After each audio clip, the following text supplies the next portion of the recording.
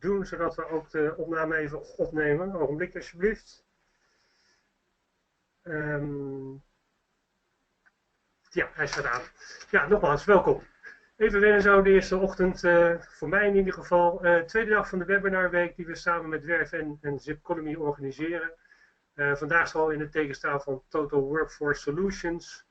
Nou, alles wat te maken heeft met het integreren van recruitment van vast en in ieder geval flex. Veel wordt erover gesproken, her en daar wordt het ook wel uitgevoerd. Nou, we hebben vandaag in ieder geval 5 sprekers om dat met jullie door te nemen. Een paar kleine dingetjes nog. Ik zal de dag een beetje aan elkaar praten. We hebben in totaal 5 presentaties voor vandaag staan. Als je nog voor een van de andere presentaties nog niet hebt ingeschreven vandaag en dat toch interesse hebt, dan kan dat nog steeds. Ga naar de website van Werf /webinarweek en dan kan je je nog steeds even aanmelden daarvoor. Ja, we gebruiken de hashtag webinarweek als je op Twitter of Facebook nog wat kwijt wil. Aarzel ook niet om vragen te stellen gedurende de webinars en het webinar van Peter Reagan zometeen. Je ziet een oranje pijltje in je scherm staan. Stel daar je vragen. We kijken ze gedurende de webinar na. Mocht er aanleiding zijn om tijdens het webinar ook al wat in te breken, dan gaan we dat zeker doen. Voor de rest dan zullen we ze aan het einde even opsparen. Alle webinars worden opgenomen en komen later naar jullie toe. Ook op ZiPconomy en Werf en zullen de artikelen verschijnen, waarin ook links naar alle opnames staan. Ook die van gisteren en van de komende dagen. Oké, ik ga nu even in het Engels over om Peter Reagan te introduceren. Hi Peter, welcome to this webinar. We're very kind for you to join us this morning to kick off this day on Total Workforce Solutions. Peter is an international expert. You advise a lot of companies and suppliers, I guess, on everything about MSPs, VMS, and what we discussed this morning in your presentation, the always interesting question of where the ownership should lie with the programs on MSP. Should it be HR or procurement? Well, very interesting to hear your view on that. So now switching to your slides, Peter. Just a moment, please. That's okay. So can you hear me, Hugo? Yeah. Okay. We can hear you. Your slide, so go ahead. And you can see my screen, can you? Yeah, sure. Yeah. Good. Okay. Well, thank you for that introduction, Hugo. And first of all, thank you to ZiPconomy for giving staffing industry analysts and myself the opportunity to discuss something that's extremely close to my heart.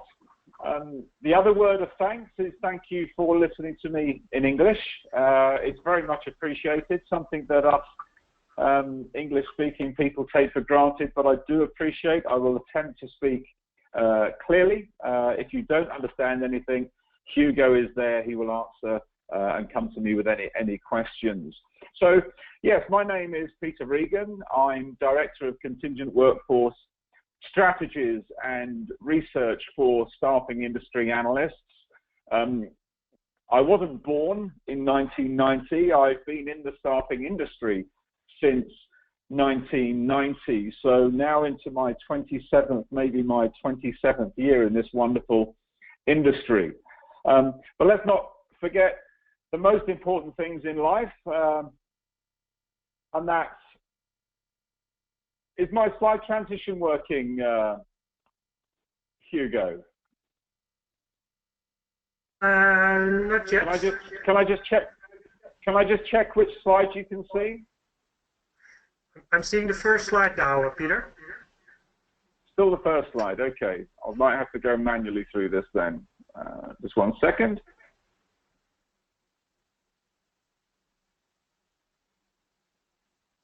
Just one moment. For some reason, right. Okay. I think we're there. So yeah, very importantly today, happy Valentine's Day to everybody. Hopefully your morning has started with love, and we'll try to keep that love going if we can throughout this webinar today. Just to give you some information and background about staffing industry analysts, I'm just having trouble at the moment, Hugo, going from one slide to the other. You're still seeing the Valentine's Day message, I guess, aren't you? Let me just set this again, just 1 second. And now if I... Yeah, okay, we're there. So just to give you some background on staffing industry analysts, if you don't already know us, essentially what we provide is research and advisory services right the way across the staffing industry. We have two core groups that subscribe to our services. They are on the left here, corporate members, which is staffing companies and suppliers of services to the staffing industry. So that may be a staffing agency, it may be a VMS company, an MSP company, an RPO company. It could be some of the new human cloud technologies that I'll come on to a little bit later on. I work on the right-hand side here across our what we call our Contingent Workforce Strategies Council, and I work with our many buying organizations across the world, some of which you see here. So I talk to these large users of staffing services, whether they be contingent, whether they be permanent, statement of work, independent contractors. And I work with these organizations all across Europe, Middle East, Africa, Asia Pacific, and extensively in North America as well. And it's some of that experience of this ownership that I will bring to you today. The other something else that we do here, if you're interested, if you're a buyer out there, you're interested in learning more about our council and how we work and how we can help you, my email address is at the bottom of this slide. I'll repeat it again at the end of the webinar. We put on many events across the world where buyers and suppliers of staffing services come. We're in Berlin in April at our Contingent Workforce Strategies Summit. We're then moving on to Singapore to do our Asia Pacific conference, and then we're back in North America to do our summit together with our collaboration in the gig economy event in Dallas. And the last thing just to touch on is training. So we provide extensive training. We have a CCWP, a Certified Contingent Workforce Professional qualification, and we deliver this, and it's a very recognized qualification in the staffing sector. And our next course, again, if you're interested, is in Berlin in Germany in April. So without further ado, so on to today's webinar, a very, very interesting topic, the MSP VMS ownership battlefield. And where should it sit? Is it HR? Is it procurement? Is it a combination of the both working together? The idea of what I'm going to go through with you all today is I'm going to provide some background based on data. As staffing industry analysts, we like to produce a lot of data, and I'm going to provide you with some background from our 2016 buyer survey in Europe. We do these surveys all across the world, but I'm going to focus on Europe today. And then I'm going to sow some ideas in terms of where this ownership might lie. And I'm going to try to get across to you just how complicated and how necessary the whole business of getting talent into organizations is today, and the complexities of the future, which will help you, I hope, join the debate. I love my webinars to be as interactive as possible, so you don't have to wait to the end to ask a question.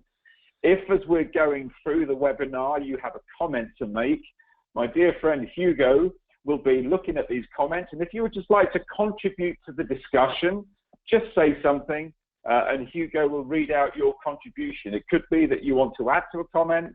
It could be that you have a different view, and that's absolutely fantastic. So you don't have to leave the discussion to the end. You can join in all the way through.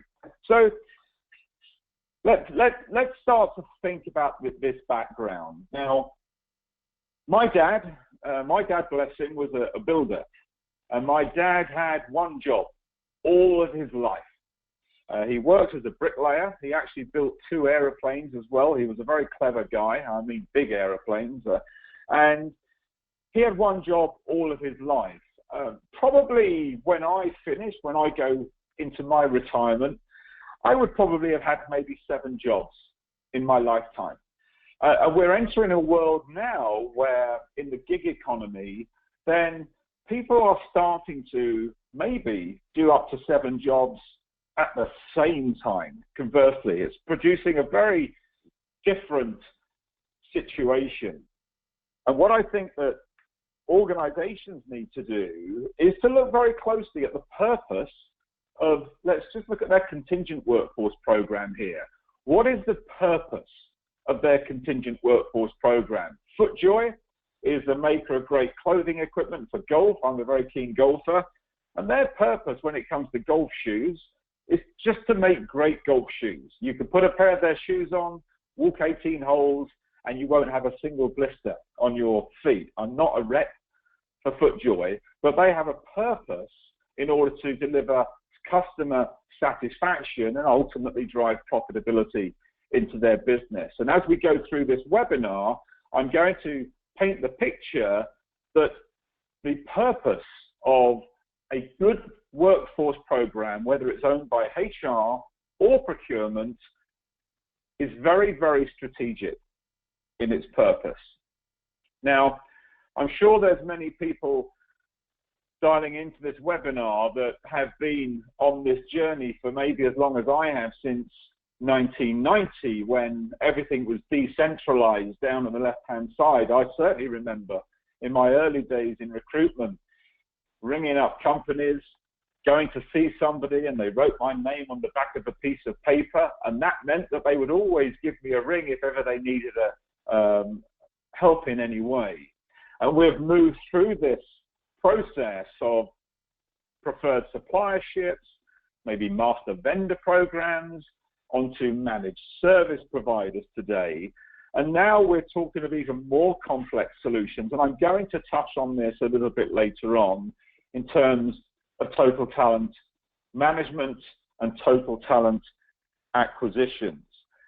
I believe very much that if you look at an individual that you have working for you, or you are looking to come into your company, past behavior is the best indicator of future performance. None of us have our crystal ball.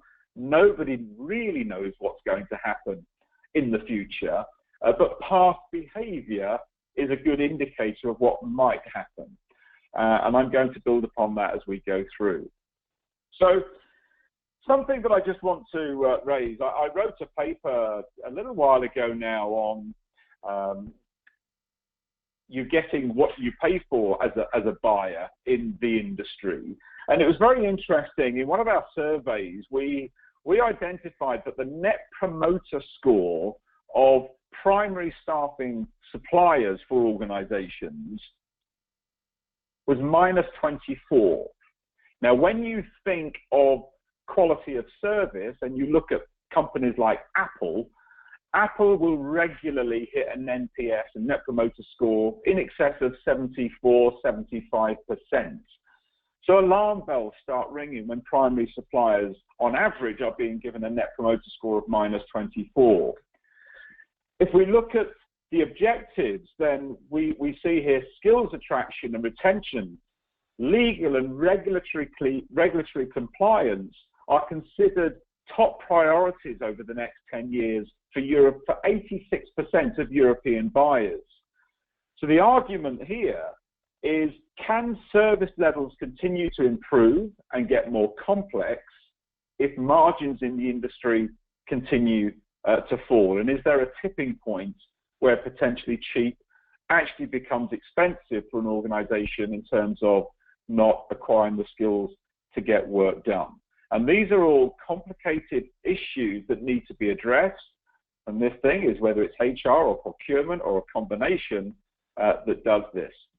So I'm going to go through some data for you from our 2016 buyer survey. So this is what European buyers, and these are significant buyers of workforces, are saying.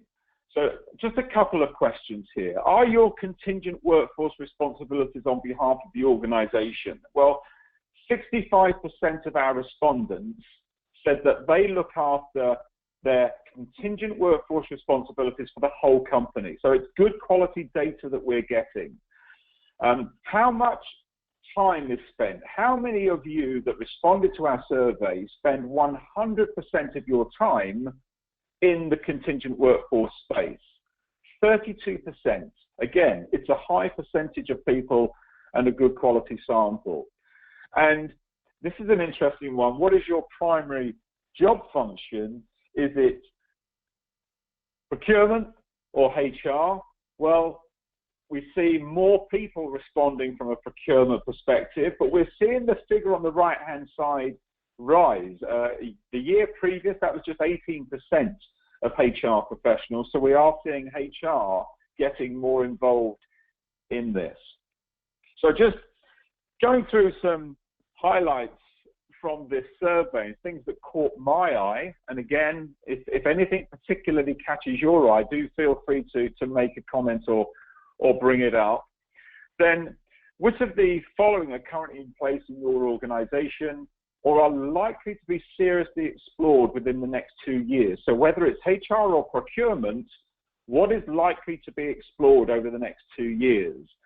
We see vendor management systems, 27% of people thinking we're going to start looking at VMS. It's not everywhere at the moment, but people are looking at this seriously.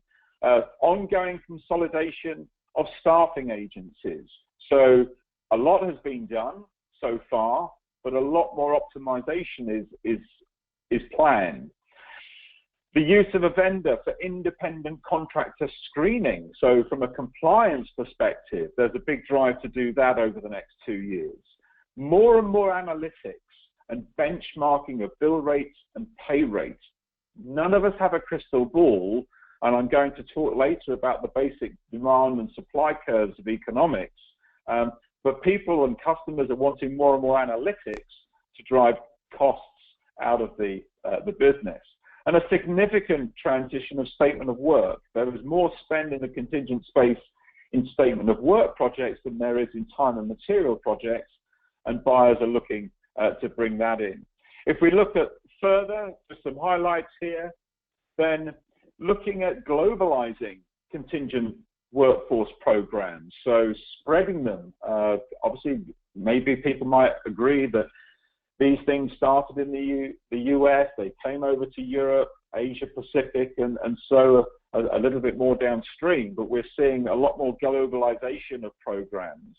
We're seeing a lot more contingent workforce planning incorporated in strategic workforce planning. That's a big thing going forward.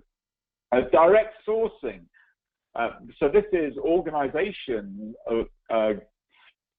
trying to source candidates directly, call it self-sourcing using technology. There's a big thing here, and the key thing that I see here is that 40% of organizations are not planning to do that.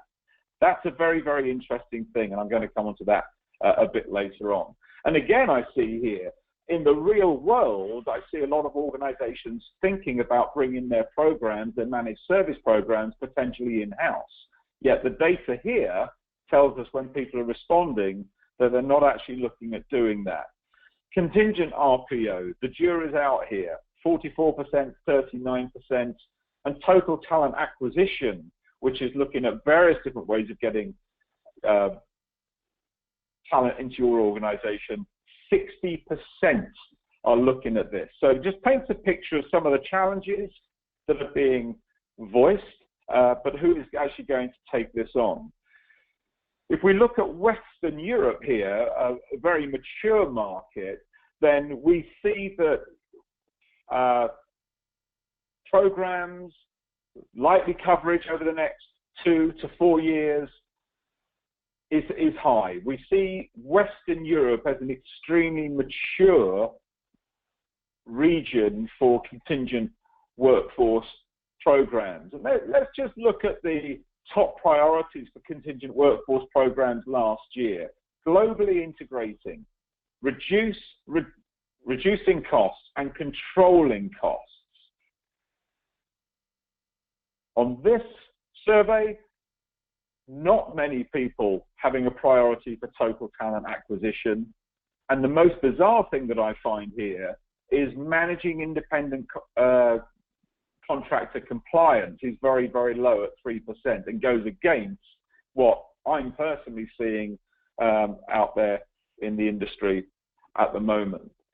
If we look at the contingent workforce going forward, we see that around about 15% of respondents say that their workforce, their contingent workforce in the next 10 years will sit at around will sit at between 16 and 20%. 19%, higher proportion, actually think their contingent workforce could make up 46 to 50% of their entire workforce in the next 10 years. The median response at the bottom here is 25%. So there's big, big challenges ahead. And a fascinating slide, and here the dilemma and where the ownership should lie. Who's going to tackle this problem, or this opportunity, should I say? So this is about the following types of employee and how they are likely to change in your organization over the next 10 years. Traditional full-time employees, these buyers think that over the next 10 years, they will reduce by nearly 40%. And we see significant increases in temporary agency workers. Statement of work, again, as I said earlier, 47%, so bring in SOW spend into programs. Completely outsourcing projects, 43%, and freelance, although people aren't looking to do this, if you remember the previous slide, only 2 or 3% were looking at technology and online staffing services to bring technology in, bring people in. Here, over the next 10 years, 38% see that coming along. So many things are driving this. Certainly, we see shrinking average employee tenure, so people working for organizations for shorter periods of time. There's more and more skills now being filled by non-employees, whereas in the past, core roles were not filled by non-employees. We're now seeing core roles filled. Non-employees have the intellectual property, be it people buying it in. Of course, heightened risks associated with worker types and the rising cost of real estate and benefits. And of course, the mobile workforce now is allowing more and more work to be done by non-permanent employees. And when we look at this ownership, I want to just touch here on HR. And this is a view from HR executives and their view on the importance of a combined view of all talent in their organization. So this is asking HR executives, how important is it for you to have a holistic view of all of the talent in your organization and not just the employee talent? And the interesting thing is here, if I look at the left here, is a very high percentage see it as either entirely unimportant or it's neither important or important. Only 12% of them currently believe that it's extremely important. So this is something, again, I'm going to come on to, and there's a video that I would have loved to have shown you today, but we can't set video up in GoToMeeting, where I talk about the strategic importance of HR and how HR needs to develop. So let's look at what's important. This will be obvious to many, many people. At the center of everything, it's talent. We use our SIA QECR framework things related to cost, quality, efficiency, and risk. Really, this is what organizations in terms of their workforce are trying to do. They're trying to bring in talent into their organization to do work whilst reducing costs, maintaining quality, improving efficiencies, and minimize and mitigating risk. And if we look at the various attributes, just some of them, for example, relating to costs, whether it's pay rates, bill rates, discounts of all sorts, if you look at that, I would ask you the question, do you see HR or do you see procurement mainly interested in the cost issues? You could look at quality of the process, the quality of individuals coming in and how you measure that. Culturally, culture is something that HR are passionate about. Whether in general HR are passionate about the cultural fit of temporary workers, that's questionable. Will that be more the case in the future? We shall see a little bit later on. But if you, again, have a look through these quality things and ask yourselves, typically, who is interested in these matters? Is it procurement or is it HR or is it a combination of the both?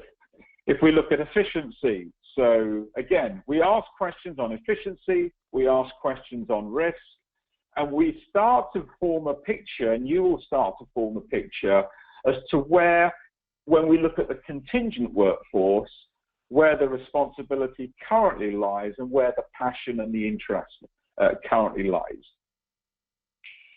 Okay, so essentially what I've seen over many, many years in this industry is a big driver on costs, and the big driver to take costs out of the business. And I think it could be argued that staffing companies, and I've been on the other side for many, many years, you know, staffing companies, MSP companies have had this race to the bottom. But I think that if we carry on just focusing on the cost element, when we see the challenges of getting talent into organizations to get work done, when we're thinking of the changing demographics of workers, then cheap can become expensive for both buyers and staffing companies as well. Why do I say that? I studied economics, and one of the most basic principles of economics is the supply and demand graph that you see here. And what this shows you, if you look at the demand line here, economics says that as the price of something comes down, the quantity demanded increases. As the price of something goes up, the quantity demanded decreases. Conversely, if we look at the supply line here, then when the price is low, organizations are less willing to deliver their service in high quantities. As the price goes up, companies are willing to supply a higher quantity of their product or service. And there's this, what we call in economics, this state of equilibrium here, where the demand and the supply curve marry up. The important thing I feel is to remember is that the supply line here, it's time related. So we have a situation where organizations, buying organizations, for all the right reasons, like to predict prices and set prices into the future. The supply of the product that staffing companies provide, mainly workers, this is a moving and it's flexible resource, and their price actually goes up and down depending upon the rarity and the scarcity of their resource. So we have this conflicting dynamic of a wish to forecast pricing fixed on demand, but the problem is the supply curve is going up and down. And this is why we struggle, I think, in the industry to have this state of equilibrium, and everyone's challenged on this. So certainly a focus on pure cost is certainly not sustainable. However, buying strategy is changing. Those of you out there that are on the staffing supply side, I would love to hear your views as to whether you see this actually happening in practice from the traditional buyer to the contingent workforce professional buyer that's looking at things more holistically.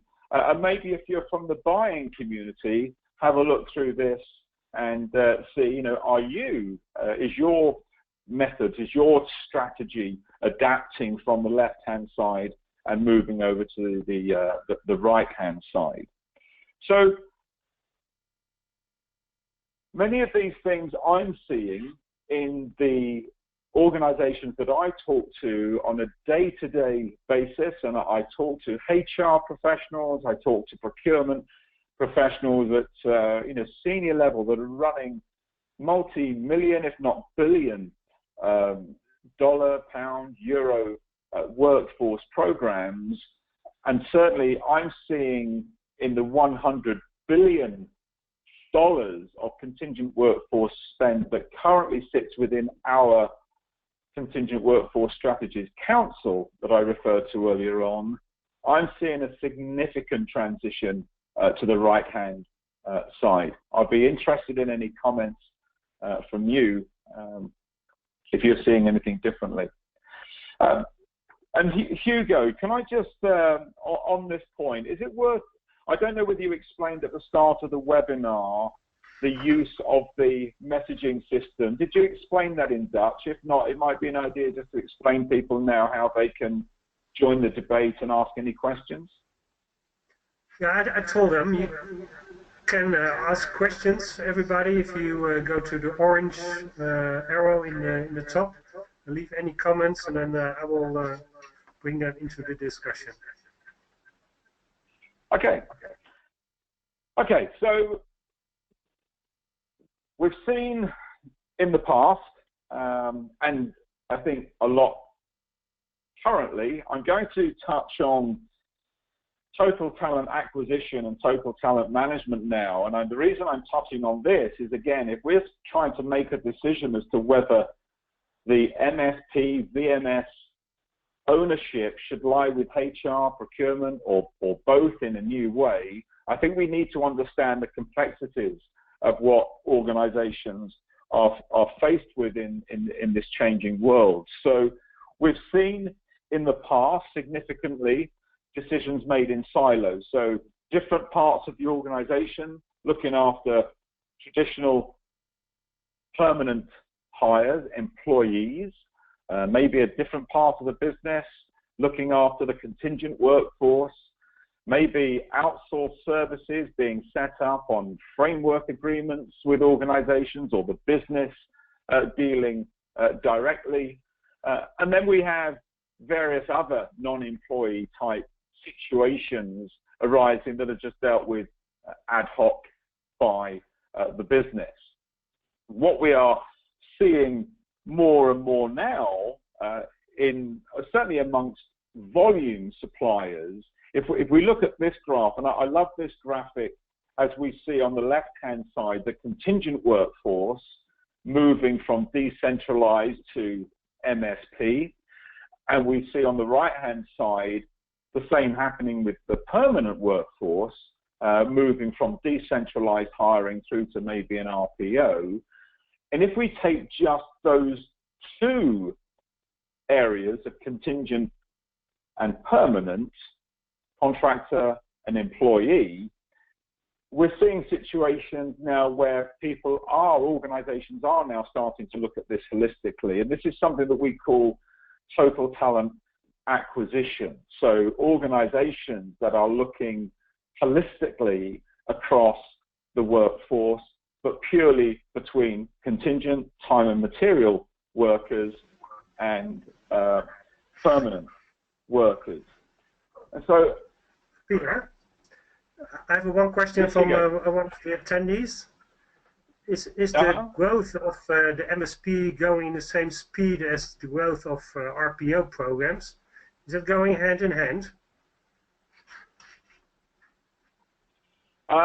Is the growth of the MSP growing at the, I think it depends how you measure the rates of growth. So if we look at revenue, for example, the rate of growth across MSPs outstrips RPO because there is a significant revenue stream in MSPs. I'm not too sure what the reported growth rate of RPO services across Europe was last year, and I don't have the figure to hand in terms of what the growth rate was in MSPs. There were very, very few large volume MSPs awarded in 2016. Very, very few. Lots of renewals. We are just launching Executive Forum in San Diego today, and I know that Barry Asin, our president, is presenting on this topic and talking about the small volume of new MSPs that are coming on stream. I would refer back to something I mentioned earlier on. I see a trend for organizations to look at taking potential MSP services in-house, and I think it's incumbent upon the MSP providers to really demonstrate the value, the undoubted value that they provide. I think that there is a big need here for organizations to raise themselves up the value chain, because I think sometimes the value of what an MSP does is greatly undervalued. If that person, I will get some data and respond to you after the call.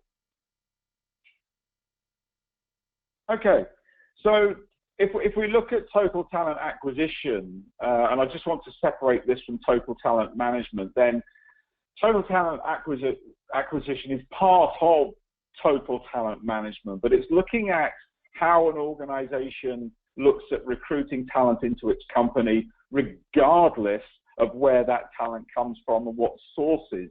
So it's a whole strategic approach to that supply chain. And something that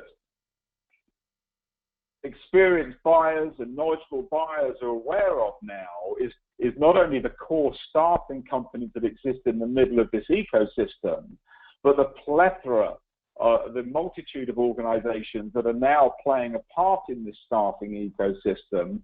And many of the big organizations are now, if we just take, I won't mention any company names, but you can think of them, some companies that started out just in the middle of this diagram now run MSP services, they run RPO services, they may have a vendor management system, they may have some kind of online staffing service, they may have some kind of outsourcing, outplacement service. So organizations are starting to play a bigger role in this ecosystem. This is what HR and procurement need to be aware of.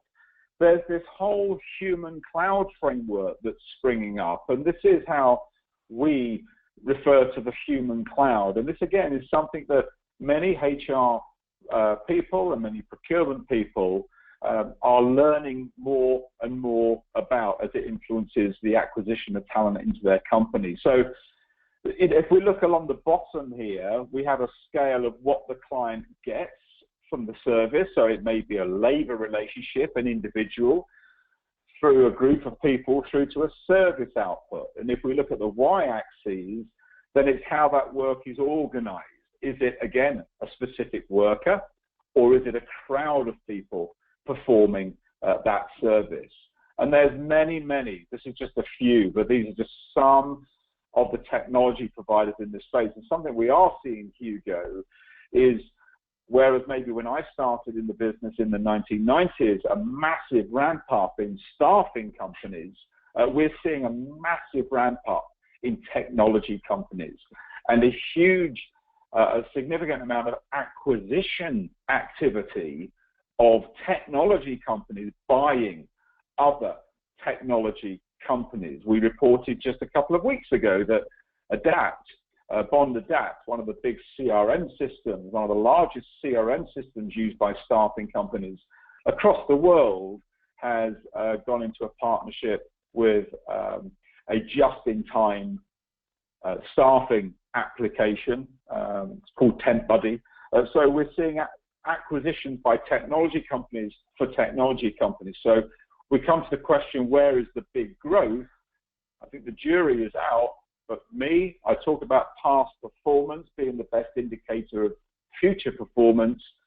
My personal view, having been around for so long, is technology is going to really, really impact this space, and HR and procurement have to be aware of that and get to grips with all of this.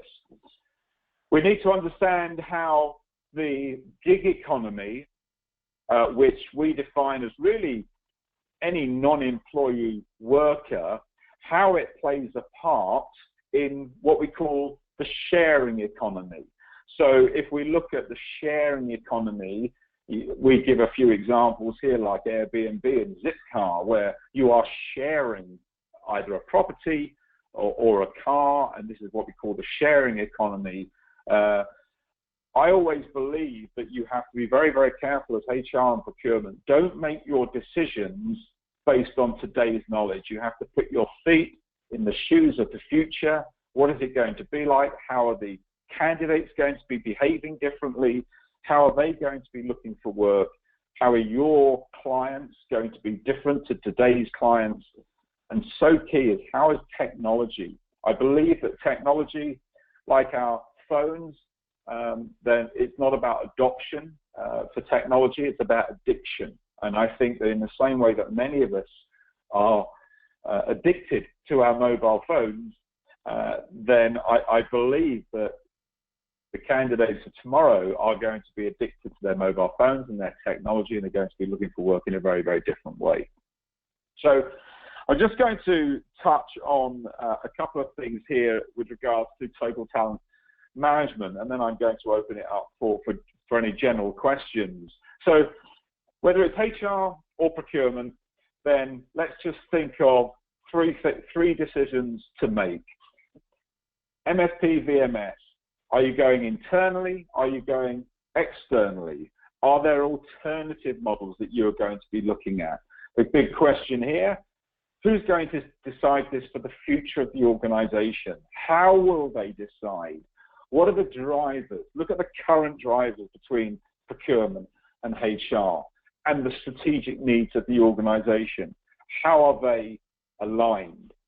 I want to talk about total talent management because this is something that's talked about. Do I see it happening in its pure form? I think it's going to be a real struggle. However, if we look at total talent management, looking at not just contingent, not just permanent, but how work gets done for your organization, no matter how that work gets done, this is going to be a big thing for companies, and the decision as to whether HR, procurement, or another body or a combination is going to look at this strategically. Total talent management in this diagram splits off total talent acquisition on the left-hand side. That is just looking at all of the various different ways. Temporary and permanent workers are just the one piece on the left-hand side here. But there are many other ways now of getting work done. You just look at robotics. Look at automation. We look at workers in the future, and some of the highest risk workers are accountants and legal advisors. These are two potential roles that automation and artificial intelligence can start to replicate. I'm not saying that they're going to disappear, but these are things that HR procurement need to think about the future, not just today. And so total talent management is about engaging with that workforce, because that workforce could play 50, 60, 70% part of your organization. You're going to need to engage that workforce throughout the process so that when they exit your company, the minimum requirement is that they've had a satisfactory experience. What you really want is raving fans. You want people to exit your building, whether they be employee or non-employee, as raving fans. And this means that both HR and procurement may have to think about a slightly different way of dealing with contingent workers, clearly in a legislative way, but maybe legislation will change a little bit to allow for that. So there are many things that are potentially answered by total talent management. So clearly here, who is doing work for my company and what risks are associated with that? The opportunity to consider, I need this piece of work doing. Does it need to be done inside the building, outside the building? Is it something we can automate?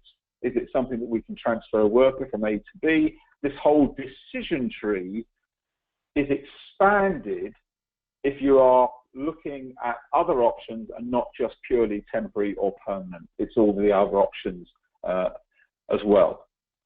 And there are some first steps in order for organizations to think about this, and I'm going to come on to the role of HR and procurement here. There are many steps to go through, but if we look at governance, technology and visibility of the workforce, and that resource engagement as the key first steps to getting on this journey, I would argue that you need procurement, HR, finance, because it requires investment, and an organization's senior executive, maybe even the CEO, around this table thinking, at least having a conversation about how we're going to get work done going forward. And there are some key challenges, of course. So some organizations need to just start to have an initial discussion on this whole total talent acquisition process, bearing in mind the changing ways that candidates and work is going to get done in the future. So I would suggest that this is a conversation based on what the future might look like, and that future is only 5 years away. It's putting yourself in those shoes and having this conversation around the table. It's a conversation that if you sit everybody around the table, what you get is you get conformity. And I would like to, I thank my dear friend John Lyle for bringing this study to my attention many, many years ago. This is an experiment conducted by a chap called Solomon Aish some time ago. And he had a room. He had a room of 8 people and 2 cards. And he sat these 8 people around a table. But 7 of those 8 people were in on the experiment. One person, and it was a different time for each experiment, they had a different person as the 8th person who didn't know what was going on. And this experiment, where he passed the cards around and he asked the people around the table to say, the card with the single line, is that line the same length as line A, B, or C? The first 3 times of the experiment, the 7 people deliberately gave the right answer. And those 3 times, the 8th person, the different 8th person every time, also gave the right answer. He conducted the experiment another 15 times, in which all of those 15 times, the 7 people deliberately gave the wrong answer.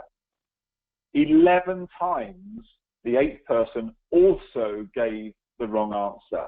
The lesson here is when you're having these discussions about the future, it's a great idea to talk to people individually to celebrate their diversity of thought. People are much more willing to provide ideas and challenges and opportunities when they're spoken to on an individual basis.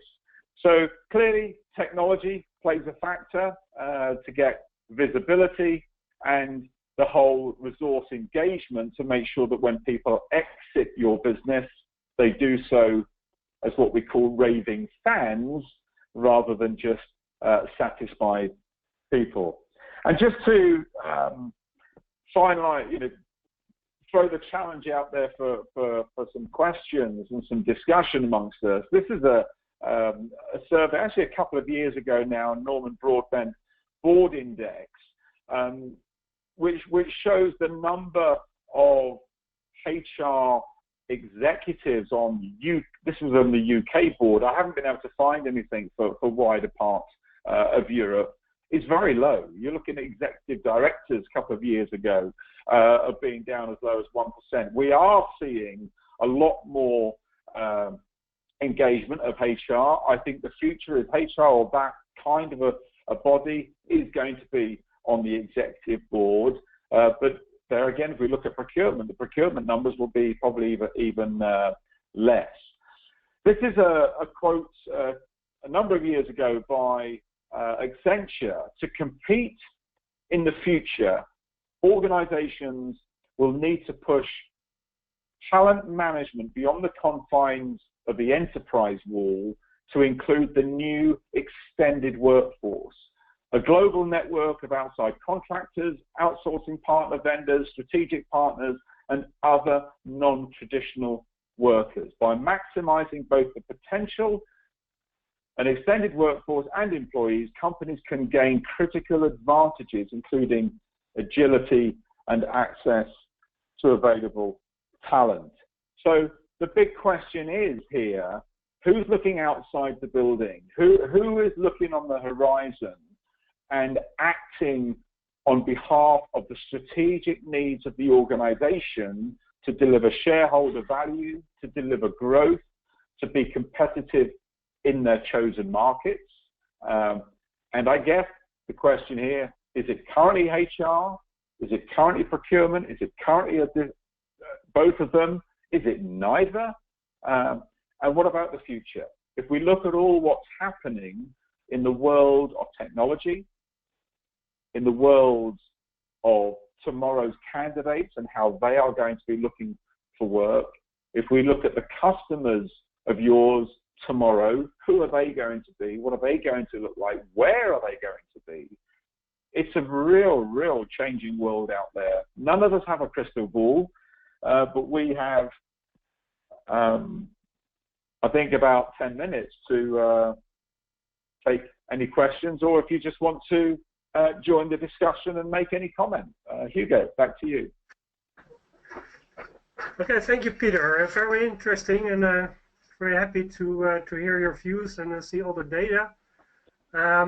One first question. I'm seeing some companies are going even back to a decentralized program because the hiring manager wants to be in the lead again, and they feel too big of a distance between them and the talent in the market.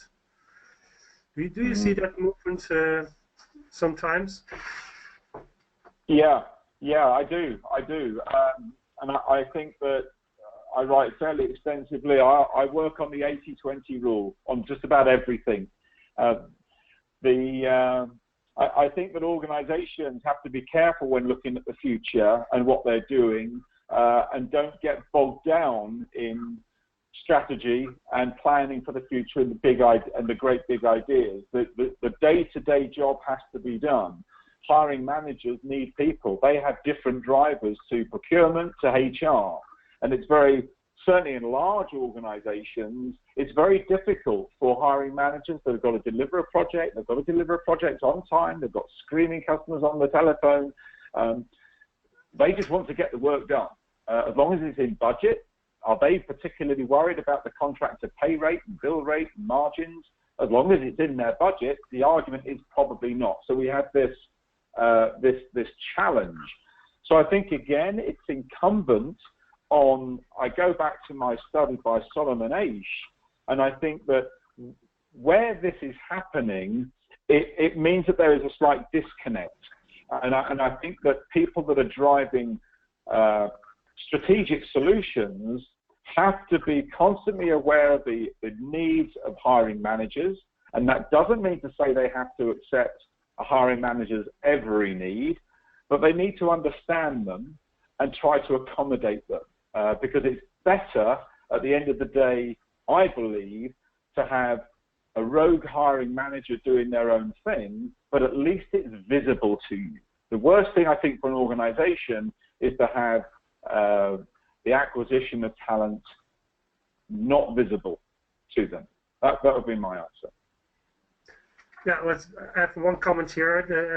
On agile workforces, and the teams want to decide for themselves who they want in teams, and not depend on HR or recruitment office. I think that's about the same that we discussed early on, but certainly a trend. Yeah. Yeah. Another issue that's a big issue here in Holland is our new law on freelancers, which is not helping to develop a more strategic view. I see that in different countries. There's a big discussion in the UK now and in the US about if everybody can become a freelancer or if it's going too big. Is that maybe in some sense helping the role of HR in the gig economy and the discussions? Could it help? This whole thing of how legislation is going to change to accommodate the gig economy is happening. I think that probably by 2020, as much as half the world's workforce will be contingent in some way, shape, or form. The gig economy, from a government's perspective, provides a challenge, doesn't it? Because governments depend on getting their taxes in, their national insurance, social security contributions, and there are challenges. We had one just yesterday, again, that slightly influences the gig economy, where a worker yesterday who was unable to work through serious illness, and they were a freelancer gig worker, had their van taken away by the company that was providing their van while they did their gig, their car, if you like, their lorry. But the court has decided that that person was actually, for benefits perspective, was not a gig worker, was an employee.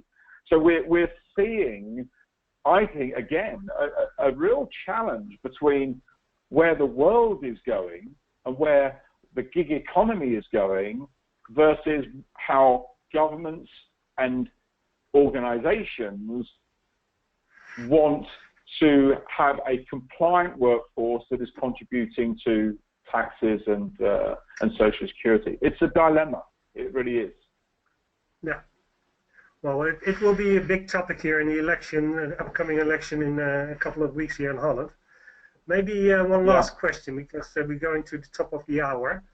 Do you see any differences in European industries considering the maturity of contingent workforce solutions, or some industries are immature in that sense?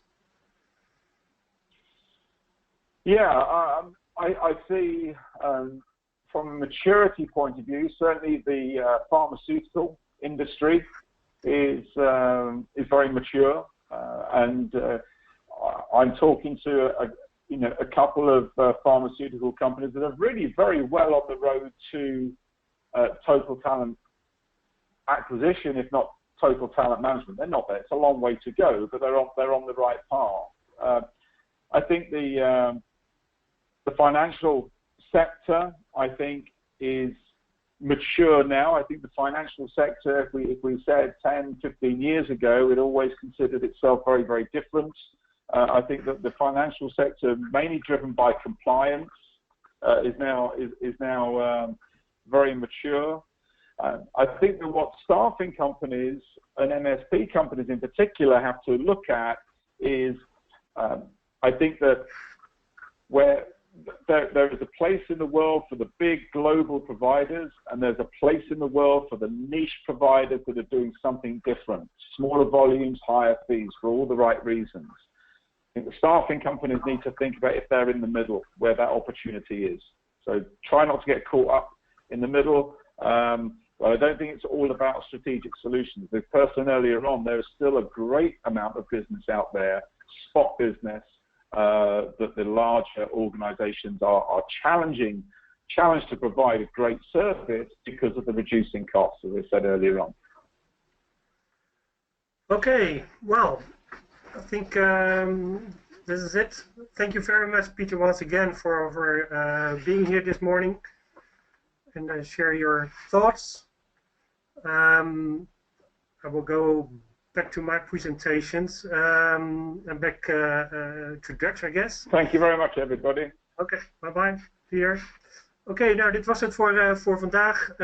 Voor deze ochtend moet ik beter zeggen. Althans, we gaan over een half uur weer verder. Jullie zien hier in het scherm de volgende presentaties die ondertussen klaarstaan. Ik stel nog 1 of 2 vragen over de slides en de presentatie. Nou, die komen per mail naar jullie toe en een van de volgende dagen staan ze ook live op ZiPconomy te vinden. Goed, dank voor jullie aanwezigheid allemaal en tot ziens.